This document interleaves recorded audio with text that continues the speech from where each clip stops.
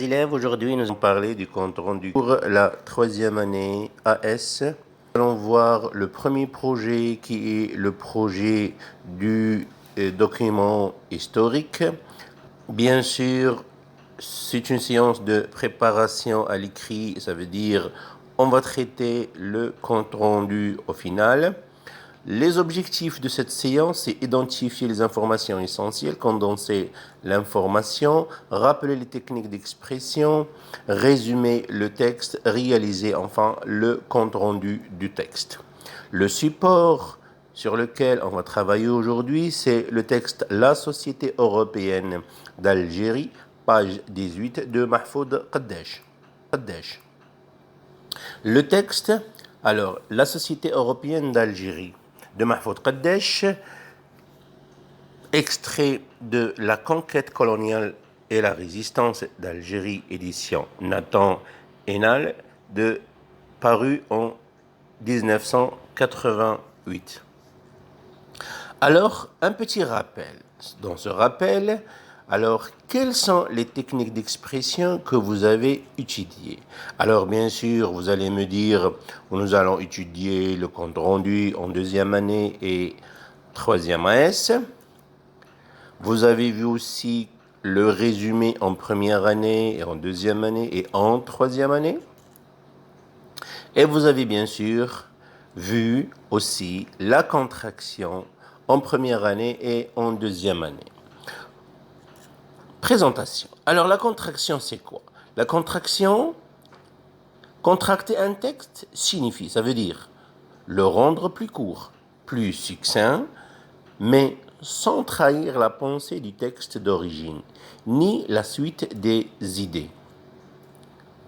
Cette contraction se caractérise par conserver l'ordre du texte, suivre obligatoirement l'ordre du texte, garder le système d'énonciation, ça veut dire si l'auteur utilise le pronom « je », vous devez le garder dans la contraction, tout en respectant les exigences suivantes. Rayer, ça veut dire supprimer les exemples et illustrations. Alors ça, c'est pour la contraction. Je répète bien, pour la contraction. Il faut supprimer, il faut rayer les exemples et les illustrations. Supprimer les définitions, supprimer les redondances, ça veut dire les répétitions des idées, supprimer les entre-parenthèses, tout ce qui se trouve entre les parenthèses, vous le supprimez. Supprimer aussi les exemples, supprimer ce qui n'affecte pas le sens du texte par la suppression. Ça veut dire, si vous trouvez une expression qui est superflue, vous pouvez la supprimer. Mais attention, cette expression, quand vous pensez si elle est superflue et après vous la supprimez, vous trouvez que le sens du texte a changé ou bien c'est devenu incompréhensible, ça veut dire que cette expression est essentielle, vous ne pouvez pas la supprimer. Alors notre texte, on va le lire ensemble, La Société européenne d'Algérie. La colonisation entraîna l'intrusion d'un peuplement européen minoritaire à la mentalité de vainqueur, privilégié par ses droits de citoyen et la supériorité de ses moyens économiques et techniques. En janvier 1840, le nombre des Européens s'élevait à 25 000, installés principalement dans les grandes villes, mais 44% seulement d'entre eux étaient français. Dans les préfectures de la métropole, on chercha par la publicité à recruter des ouvriers spécialisés et des colons.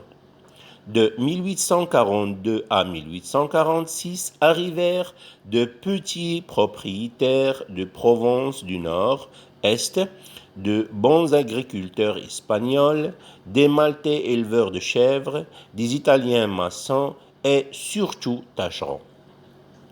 En 1847, 15 000 immigrants s'installèrent. L'Algérie devint l'exutoire des populations pauvres du nord de la Méditerranée.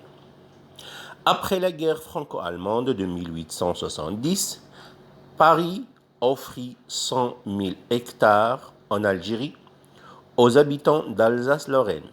Parallèlement à cette immigration organisée, la colonisation libre se poursuivait. La naturalisation accordée automatiquement aux fils d'étrangers renforça la faible majorité française et cimenta un bloc qui se définit par la supériorité de la civilisation française sur la civilisation musulmane et l'infériorité des indigènes par rapport aux citoyens français.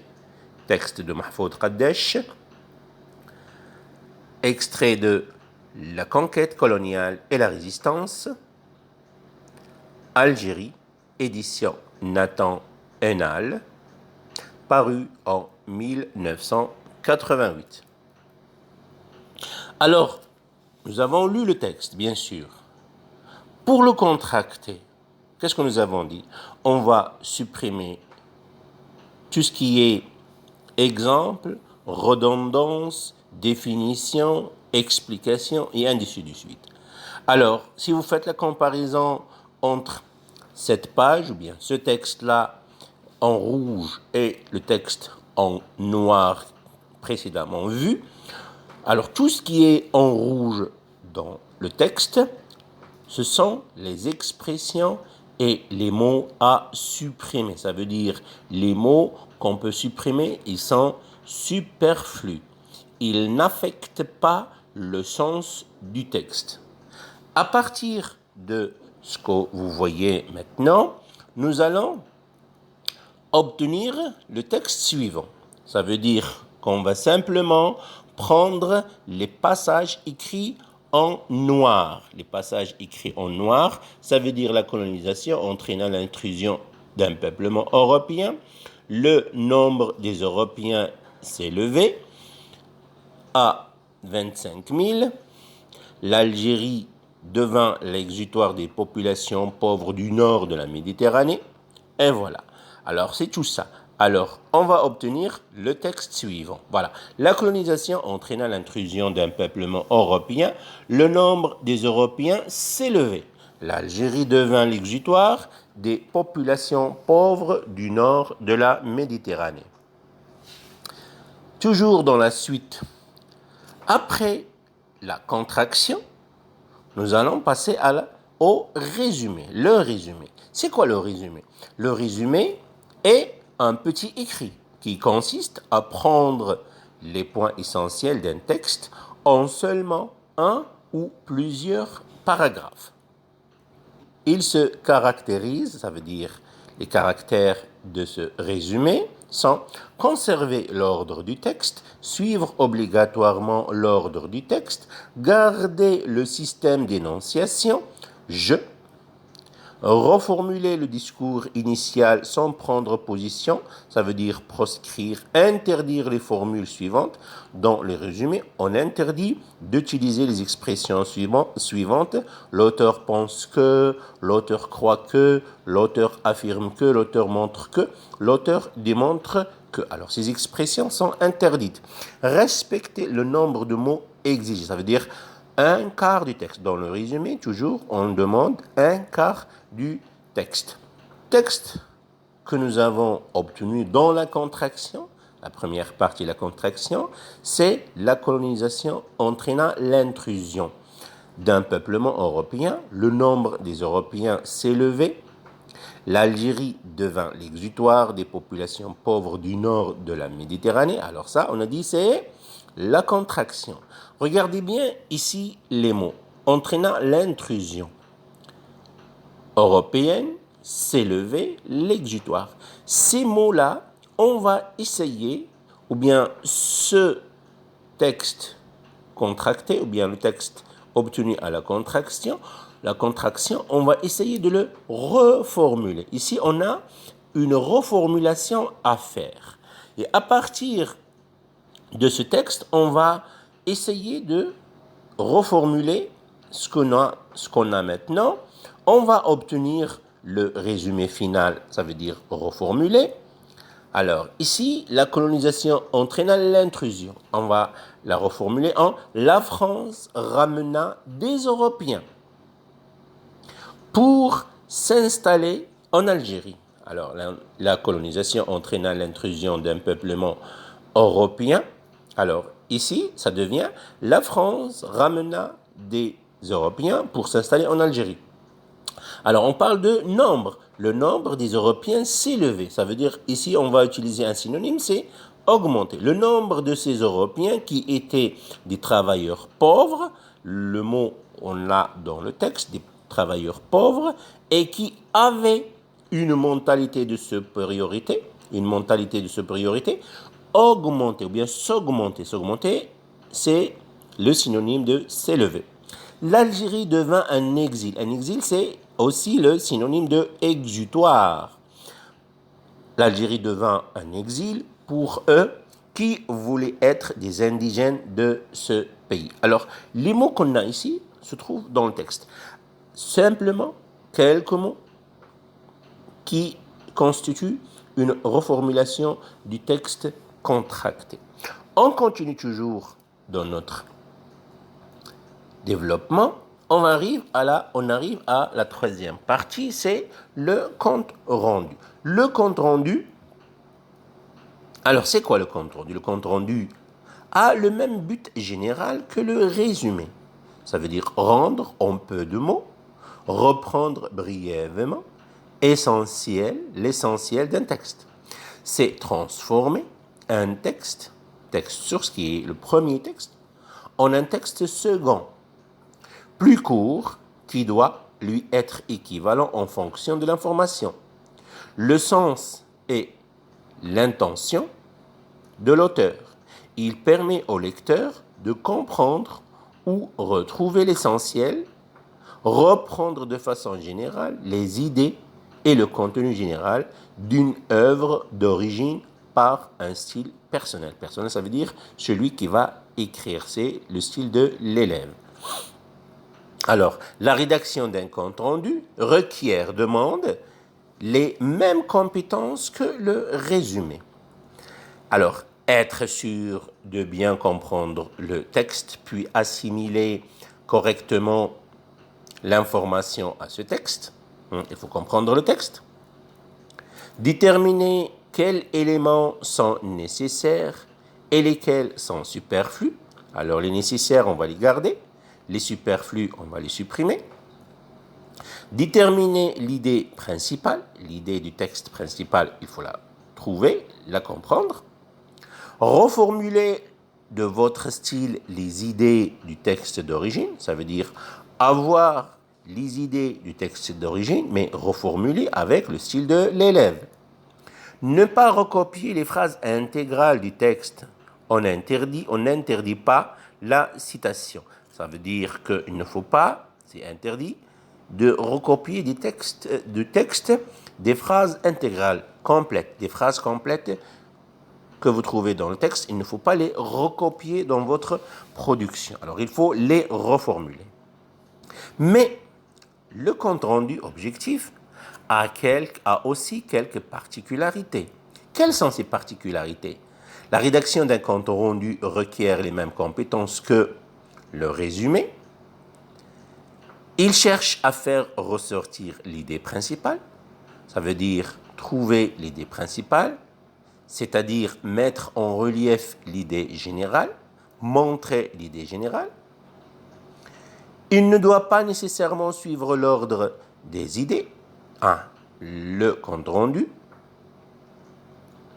n'est pas nécessaire qu'il suive l'ordre des idées de texte. Alors ça veut dire, pendant la reformulation, vous pouvez changer l'ordre des idées. L'essentiel que vos phrases, vos expressions soient des phrases qui montrent les idées du texte. Rendre compte à la troisième personne de la pensée de l'auteur, ça veut dire, au lieu d'utiliser le je dont on a parlé dans la contraction, il faudrait utiliser il de la troisième personne.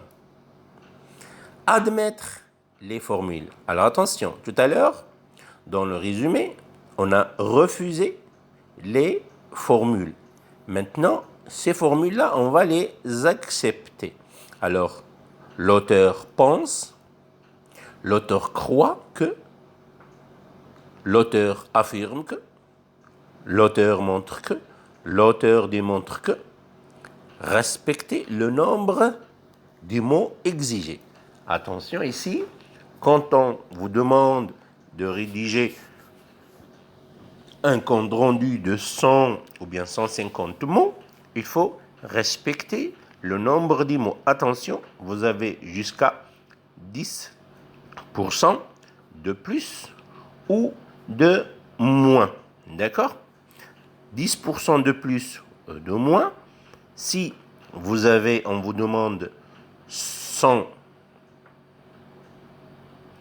mots, c'est à peu près 10 lignes.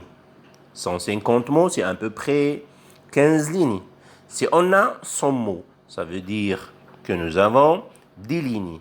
10 lignes, le 10% de 10 lignes, c'est une ligne. Ça veut dire 11 lignes ou bien 9 lignes. C'est ça qui explique 10% de plus ou bien 10% de moins. Remarque. Le compte rendu objectif est généralement plus long que le résumé. Le compte rendu objectif est descriptif et non critique. Attention, le compte rendu objectif est descriptif et non critique.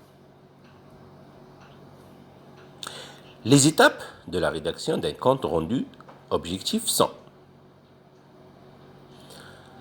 comme nous avons montré tout à l'heure, alors le compte rendu objectif contient principalement 2 paragraphes. Alors, composer une introduction qui présente l'œuvre, nom de l'auteur, renseignements biographiques sur l'auteur, si la longueur du compte rendu le permet, et si ces renseignements sont pertinents.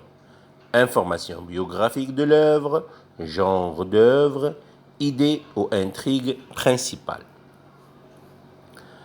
2. On a reformulé les informations et les idées par votre style personnel. 3. Agencer toutes les parties, ça veut dire la partie 1 qui est l'introduction et partie 2 qui est le résumé par le style personnel de l'élève, pour qu'elle forme un tout cohérent, logique et suivi. Exemple de résumé. Le résumé que nous avons obtenu tout à l'heure après la contraction. La France ramena des Européens pour s'installer en Algérie. Le nombre de ces Européens qui étaient des travailleurs pauvres et qui avaient une mentalité de supériorité s'augmentait. L'Algérie devint un exil pour eux qui voulaient être des indigènes de ce pays. Alors, le compte rendu qu'on va réaliser à partir de ce résumé, alors on va essayer de faire 2 paragraphes.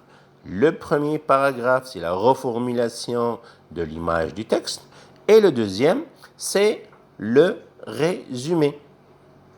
Alors, l'image du texte. Pour la reformuler, nous avons le texte qui a été écrit par l'historien algérien Mahfoud Raddesh, est extrait de son ouvrage qui s'intitule La conquête coloniale et la résistance, paru dans les éditions Nathan Hénal en 1988. Le texte, dans son ensemble, parle de la vie des gens européens qui sont venus pour vivre en Algérie. Voilà, ici, c'est la reformulation de l'image du texte que nous avons vu au début de la vidéo. Deuxième partie, c'est le résumé. Alors, le résumé, on va essayer d'introduire l'auteur. Dans ce texte, on va introduire quelques mots, on va introduire des articulations, tout en respectant le nombre demandé du compte rendu, le nombre des mots. L'auteur, dans son écrit, montre que les Européens que la France ramena pour s'installer en Algérie et pour devenir les indigènes de ce pays avaient une mentalité de supériorité. Il cherche à prouver que le nombre de ces Européens travailleurs pauvres s'augmentait. Pour lui, l'Algérie devint un exil. Remarque pour les classes de 3e AS langue. Alors le compte rendu critique concerne ces classes. C'est la 3e année AS langue. Ce type de compte rendu, ça veut dire le compte rendu critique, se compose de 3 paragraphes au lieu de 2 paragraphes du compte rendu objectif. Alors, ces paragraphes sont les 2 premiers paragraphes du compte rendu objectif, puis on ajoute un paragraphe. Ce dernier paragraphe présente une critique du contenu du texte étudié ou des idées de l'auteur. La critique peut être rédigée sur une seule ligne si l'élève a des difficultés à écrire plusieurs lignes. J'espère que vous avez bien compris cette explication du compte rendu à partir de la contraction, passant par le résumé, arrivant au compte rendu objectif et les remarques qu'on a données pour les élèves de classe des langues. Bon courage, mes chers élèves, pour le bac.